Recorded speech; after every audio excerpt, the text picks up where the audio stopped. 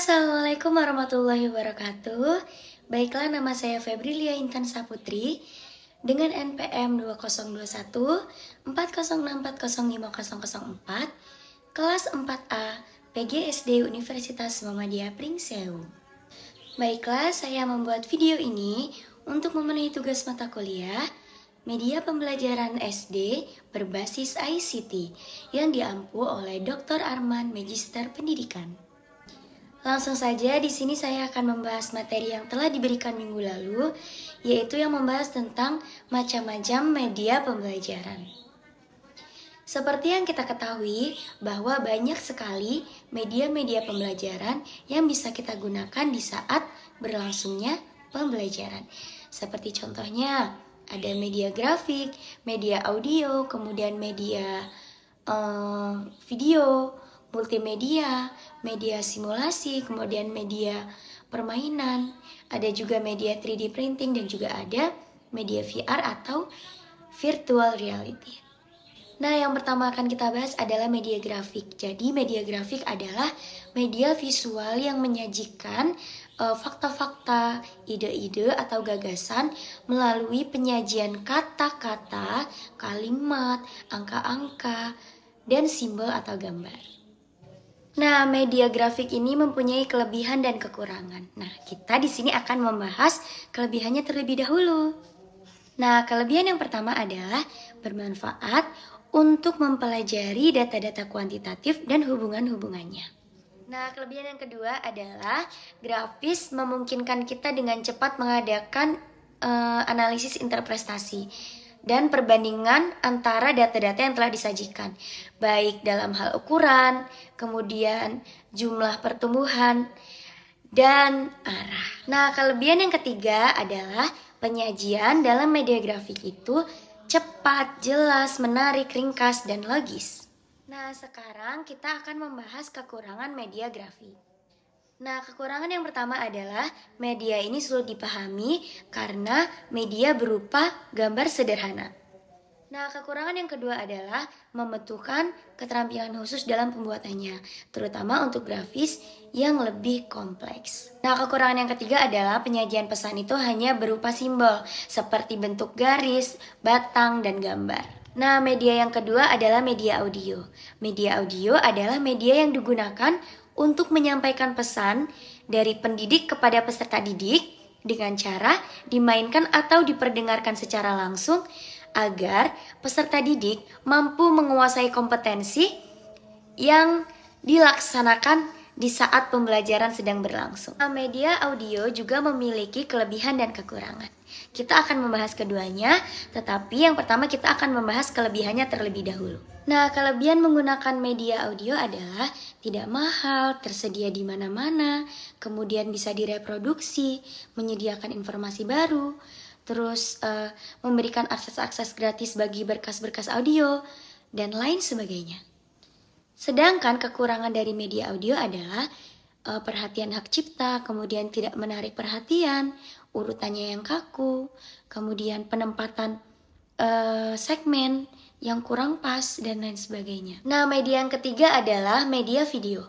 Media video adalah media yang menyajikan audio dan visual yang berisikan materi-materi seperti konsep, prinsip, prosedur, kemudian teori, aplikasi pengetahuan, dan lain-lain untuk membantu pemahaman terhadap suatu materi pembelajaran yang diajarkan. Media video juga mempunyai kelebihan dan kekurangan. Nah, kita akan membahas kelebihannya terlebih dahulu.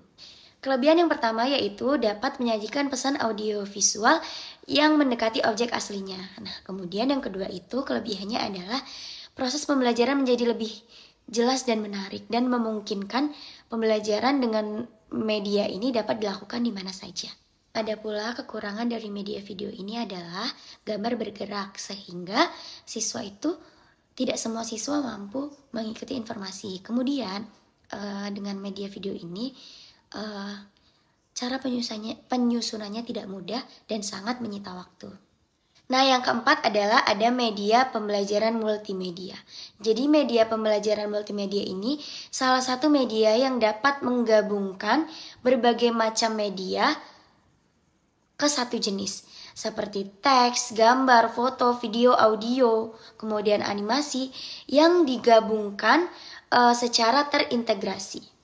Pemanfaatan media pembelajaran multimedia antara lain adalah sebagai suatu pembelajaran yang interaktif atau MPI, kemudian e-learning dan CD pembelajaran. Nah, media yang kelima adalah media simulasi.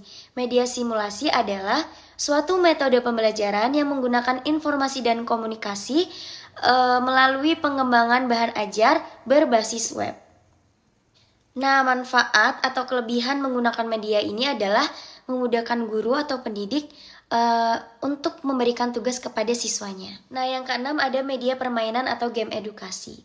Game edukasi adalah suatu media pembelajaran baru yang dipercayai dapat meningkatkan motivasi siswa dalam belajar dan dapat meningkatkan pemahaman siswa terhadap suatu materi dengan menggunakan media pembelajaran berupa game yang menarik. Nah, kelebihan dari game edukasi ini dapat merangsang pikiran dan kreativitas anak. Kemudian, game edukasi ini juga dapat menciptakan lingkungan belajar yang menarik, aman, menyenangkan, sehingga peserta didik dapat meningkatkan kualitas belajarnya. Sedangkan kekurangan dari media game edukasi ini adalah kita membutuhkan alat dan media tambahan. Kemudian seringkali kelas menjadi tidak kondusif dan membutuhkan waktu pembelajaran yang relatif lebih lama. Media yang selanjutnya adalah media 3D printing atau bisa disebut dengan media cetak. Nah di sini media ini mampu mencetak dan menghasilkan objek secara 3 dimensi yang bisa dilihat, dipegang, dan mempunyai volume. Nah, yang terakhir adalah media VR atau virtual reality.